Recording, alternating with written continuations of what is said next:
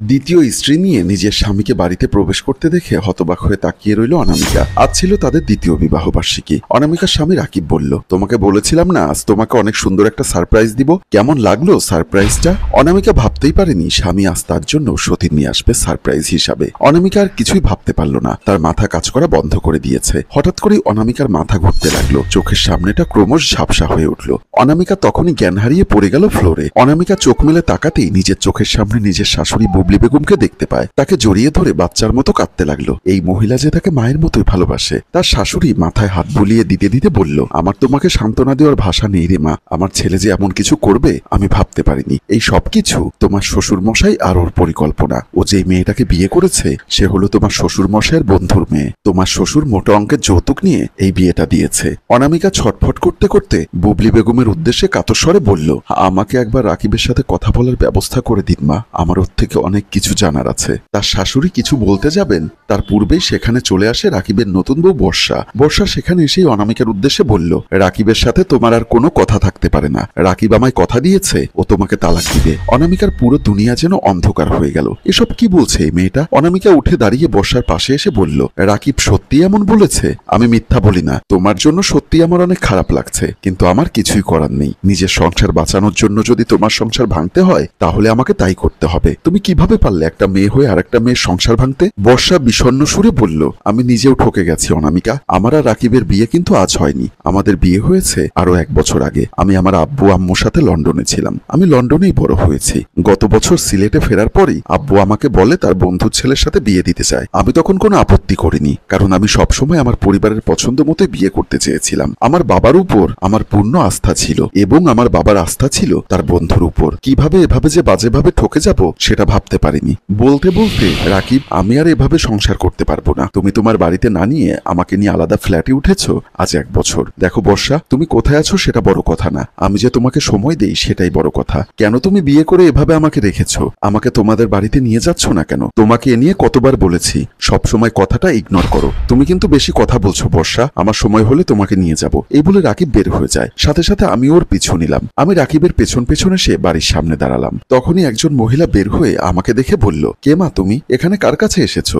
Aunty, একটা ছেলে ঢুকেছে, নাম রাকিব। ও, রাকিব তো আমার ছেলে। তারপর আমি পায়ে ধরে সালাম করলাম। উনি উঠিয়ে বলল, কে বলো তো মা তুমি? আমি আপনার পুত্রবধূ। আমাকে বিয়ে করেছে আজকে 1 বছর। কি বলছো মা তুমি? আমার রাকিবের বউ আমাদের ঘরেই আছে। আপনার কোনো ভুল হচ্ছে আন্টি। আমার কোনো ভুল হচ্ছে না। আমার ঘর, আমার সন্তান। আমি জানবো না? তাহলে রাকিব তোমাকে মিথ্যা বলে বিয়ে করেছে। আন্টি, তাহলে আমি এখন যাচ্ছি, দেখি পরে কি করা যায়। এই বলে আমি সেখান থেকে চলে আসি। জানো বোন, আমি তোমার সংসার ভাঙতে চাইনি, বরং নিজেই ভেবেছিলাম রাকিবকে ডিভোর্স দিয়ে চলে যাব। কিন্তু আমি এমন কিছু করতে যাব তার আগেই জানতে পারি আমার গর্ভে রাকিবের সন্তান বেড়ে উঠছে। আর তুমি তো জানো সিঙ্গেল মাদার হওয়া কতটা কষ্টের। আমি চাই না আমার সন্তান বাবার ভালোবাসা থেকে বঞ্চিত হোক। আবার আমি এটাও চাই না যে আমার সন্তান সৎ মায়ের সাথে এমন পরিবেশে বেড়ে উঠুক। তাই আমি রাকিবকে শর্ত দেই, যদি নিজের সন্তান এবং আমাকে চায় তাহলে তোমাকে তালাক দিতে হবে। বর্ষার কথা শুনে অনামিকা হতবিহ্বল হয়ে তাকিয়ে রইল। বুবলি বেগম আঁচলে মুখ ঢেকে কাঁদছেন। অনামিকা এলোমেলো পায়ে ঘর থেকে বেরিয়ে এলো। অনামিকা এগিয়ে গিয়ে রাকিবের মুখোমুখি হতেই তার প্রতারণার কথা মনে পড়ল।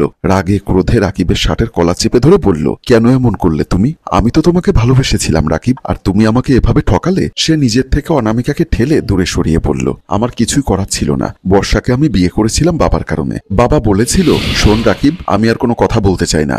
আমি যেটা বলছি সেটাই ফাইনাল। তুই আমার বন্ধুর মেয়ে বর্ষাকে বিয়ে করবি, কারণ আমি আমার বন্ধুকে কথা দিয়েছিলাম। বাবা, তুমি বুঝতে পারছো না কেন? আমার ঘরে অলরেডি একজন বউ আছে। আমি অনামিকা ছাড়া আর কাউকে বিয়ে করতে পারবো না। ও কথাটি শুনলে ভীষণ কষ্ট পাবে। মানুষ কি দুটো বিয়ে করে না? তুমি বাবা হয়ে কিভাবে ছেলেকে এমন কথা বলতে পারো? তুই যদি আমার মুখের উপর কথা বলিস, আমার কথার অবাধ্য হোস, তাহলে কিন্তু আমার সমস্ত সম্পত্তি থেকে তোকে বঞ্চিত করব।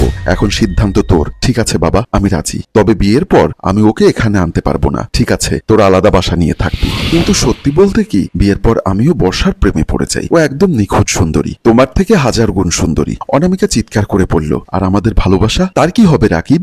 ভালোবাসা দিয়ে জীবন চলে না অনামিকা। বর্ষা আমার বাচ্চার মা হতে চলেছে, আর তুমি তো বিয়ের 2 বছর পরও আমার সুখবর শোনাতে পারলে না। তাই আমি বর্ষাকে বেছে নিলাম। তার জন্য যদি তোমাকে ত্যাগ করতে হয় তাহলে সেটা করতে আমার বাঁচবে না। অনামিকা ঠাস করে থাপ্পড় দিয়ে চিৎকার করে বলল, ভুলটা আমারই ছিল। আমি নিজের পুরো পরিবারের বিরুদ্ধে গিয়ে তোমায় বিয়ে করি। আমার বাবা তো শুরু থেকেই এই বিয়েতে রাজি ছিল না, অথচ আমি তাকে ব্ল্যাকমেল করে রাজি করিয়েছি এই বিয়ে দিতে। কিন্তু আমার পরিবারের কেউই এই বিয়েতে মন থেকে রাজি ছিল না। আমারই ভুল ছিল তোমার মতো একটা ছেলেকে ভালোবাসা। ভালোবাসা। কেন, অন্য কোনো নাগর ছিল নাকি তোমার? রাকিব, মুখ সামলে কথা বলো। তোমার মতো মেয়ের সাথে এর থেকে ভালোবাসায় কথা বলার ইচ্ছা নেই। আমি কিছু জানি না ভেবেছো? কলেজ ভার্সিটি তোমার কতগুলো ছেলে বন্ধু ছিল, তাদের সাথে কতই না ঢলাঢলি। চরিত্রহীন মেয়ে কোথাকার, তুমি নিজে চরিত্রহীন। আমার জীবনে যদি আরেকবার সুযোগ পেতাম তাহলে তোমার মতো চরিত্রহীনকে আর কখনো সুযোগ দিতাম না। তুমি একটা জঘন্য মানুষ। যদি আমি আবারও অতীতের দিনগুলোতে একবার ফিরে যেতে পারতাম তাহলে নিজের সব ভুল শুধরে নিতাম। আমার এখনো ভাবতে ঘৃণা হচ্ছে যে আমি নিজের বাবার বিরুদ্ধে গিয়ে তোমার মতো একটা খারাপ মানুষকে বেছে নিয়েছিলাম। আমি এটারই যোগ্য ছিলাম। ওদিকে অনামিকার ননদ মিম গিয়ে মা ও নতুন ভাবিকে বলল, তোমরা এখানে বসে আছো আর ওদিকে ভাবি আর ভাইয়ার মধ্যে যুদ্ধ বাজছে, জানি না কি হতে চলেছে। মা বলল, আমি চাইলেও তো কিছু বলতে আর কিছু করতে পারবো না রে মা। ভাবি বলল, আমারও তো তোমার ভাইয়ের বিরুদ্ধে কিছু বলার সুযোগ নেই। আমি সত্যি নিরুপায় বোন। ও আল্লাহ, তুমি আমার পরিবারকে রক্ষা করো। তোমার এত কথা শোনার সময় নেই। এই যে ডিভোর্স পেপার, এখানে সই করে দিয়ে মানে কেটে পড়ো। আমি তোমার কাবিনের 5 লক্ষ টাকা দিয়ে দিচ্ছি। কলমটি নিয়ে অনামিকা ডিভোর্স পেপারে সই করে দেয়। রাকিব তার হাতে 5 লক্ষ টাকা তুলে দিলে অনামিকা সেই টাকা ছুঁড়ে ফেলে দিয়ে বলল, তোমার মতো জঘন্য লোকের দেওয়ার টাকা স্পর্শ করতেও আমার রুচিতে বাঁধবে। তোমাকে বিয়ে করা আমার সব থেকে বড় ভুল ছিল, যার মাসুল আমাকে এখন দিতে হচ্ছে। যদি সুযোগ পেতাম এই ভুলটাই আর করতাম না। বলেই অনামিকা চোখের জল মুছতে মুছতে এই বাড়ি থেকে এক কাপড়ে বেরিয়ে যায়। বাইরে এসে অনামিকা একটা দীর্ঘশ্বাস ফেলে বলল, আমার জীবনে হঠাৎ করে কি ঝড় নেমে এলো। ভাগ্যের কি নির্মম পরিহাস। আজ থেকে ঠিক 2 বছর আগে এই দিনটায় যে আশা নিয়ে রাকিবের হাত ধরেছিলাম, আজ সেই আশা পুরোপুরি ভঙ্গ হয়ে গেল। ওর সাথে আমি সুখী হতে পারলাম না। তোমার অবচেতন মনে দেওয়া অভিশাপই ফলে গেল বাবা। সে নিজের বাপের বাড়ির উদ্দেশ্যে রওনা দেয়। বাড়ির দরজার সামনে আসতেই দরজা খুলে দেয় বড় ভাই ইসলাম। ইসলাম অনামিকাকে দেখে বলল, হঠাৎ তুই এখানে কেন ভাইয়া? আমার আসতে কি বারণ আছে? আমাকে কি ভেতরে যেতে বলবি না? অবশ্যই ভেতরে যেতে পারিস, তবে জানি না তোর কপালে কি আছে। এতটুকু জানি যে তুই ওই পরিবারের সুখী নয়। ভাইয়া, আমাকে রাকিব ডিভোর্স দিয়েছে বলে ভাইকে জড়িয়ে ধরে কাঁদতে থাকে। আর এখানে একটি মেয়ের সংসার ভাঙার মধ্য দিয়ে আমাদের গল্প শেষ হয়। সম্মানিত ভিউয়ার্স, আসলে কিছু পরিবারের অতিরিক্ত লোভের কারণে বলি হয় পরিবারের বউয়েরা। বিনা কারণে মেয়েটি জীবনে চলে আসলো একটি বিপর্যয়। এমনটা কারোর সাথে না হোক। গল্পটির ভাবনায় ও পরিচালনায় হাশেম রাজু, চিত্রগ্রহণ শিহাব ও আশরাফ, প্রযোজনায় মঞ্জুর মোর্শেদ মিউজিক প্লাস। গল্পটি ভালো লাগলে লাইক, কমেন্ট ও শেয়ার করে অন্যকে দেখার সুযোগ করে দিন। ধন্যবাদ।